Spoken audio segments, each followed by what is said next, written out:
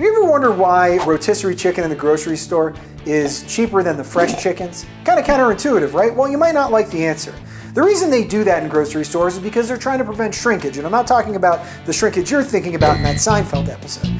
Shrinkage is a food industry term that essentially means food waste. So when food goes bad, instead of chucking it, they'll cook it and sell it as prepared food. And I don't know about you, but I like my chicken fresh. So today we're gonna learn an essential kitchen skill. It's how to roast a whole chicken. This recipe is quick enough for a weeknight meal, is gonna give you enough meat to last throughout the week, and you can reuse the bones for chicken stock. And you could do something with it that you can't do with rotisserie chicken, and that's make a pan sauce. So let's take that grocery store rotisserie chicken and make it less sad.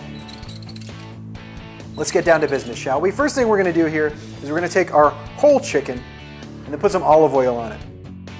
We've got our chicken all olive oiled up, and we're gonna take some salt and sprinkle that on there. Now make sure to well salt your chicken. The salt is what's gonna give it that crispy texture and flavor that you want from a chicken. It's also gonna dry out the moisture to make it nice and crispy with the skin. Flip it over, add some more salt, and we're gonna add some pepper. And make sure that your pepper is coarsely ground, otherwise it's gonna be too small, it's gonna burn.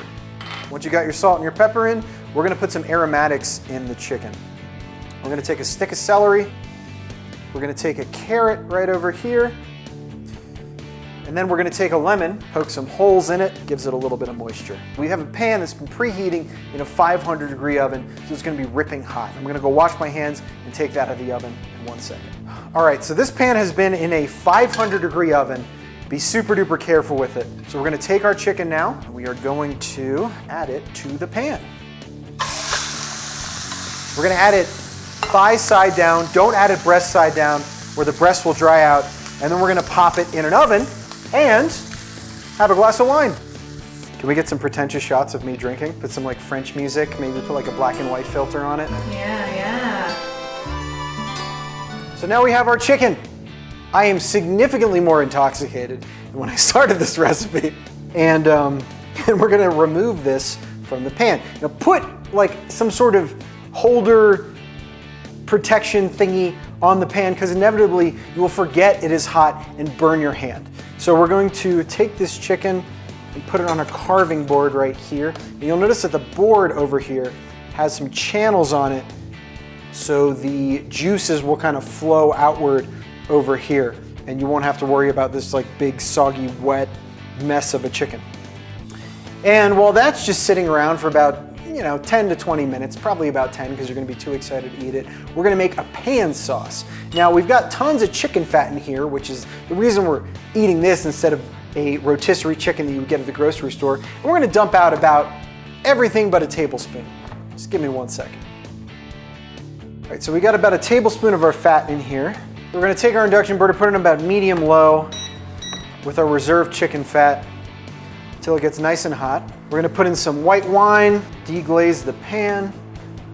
I'm gonna stir it around a little bit, reduce it just a tad. I'm gonna take some garlic, put that in there. We're gonna take some butter, which is always awesome. How much butter? I don't know, but that looks like a good amount of butter, right? Why not? I also like to put in some cubes of chicken stock. I know you don't have cubes of chicken stock in your fridge. You can just use the store-bought stuff, no problem. Put some salt in there, because why not? I want to let you know I had thorough notes on this recipe before I made it, but it's just that it's really good California Pinot Noir. What can I say? That's good. I mean, that's freaking good. Gonna add in a little bit of extra acidity here. Some lemon juice. Just gonna keep cooking it until it reduces. Here, come. Have a taste. Love it. You love it? I'm gonna be a little bit more pepper. Then we're gonna carve our chicken. So we're gonna take out our aromatics. These guys are done. We're gonna take our knife, cut through the little thigh area right here. You can separate these guys right here. See all those juices? That means that I didn't let the chicken rest for long enough, but we're already in this mess, so we're just gonna kind of run with it. Switch it to the other side. Go along this bone that runs through the chicken. And then you got your breast. Separate the wing. You want to do the same thing over here. Left a little meat on the bone, but that's okay because, hey, you know what? It's Monday night. We're gonna get this guy out of the way. Save these bones and stuff for stock. It's gonna be really, really good. Put, let's say, a breast for one person on here. We're gonna slice it up.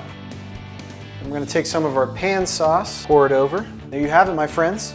You took your weeknight rotisserie chicken you got from the grocery store that's gross and made it a little less sad. Thank you so much for watching this week.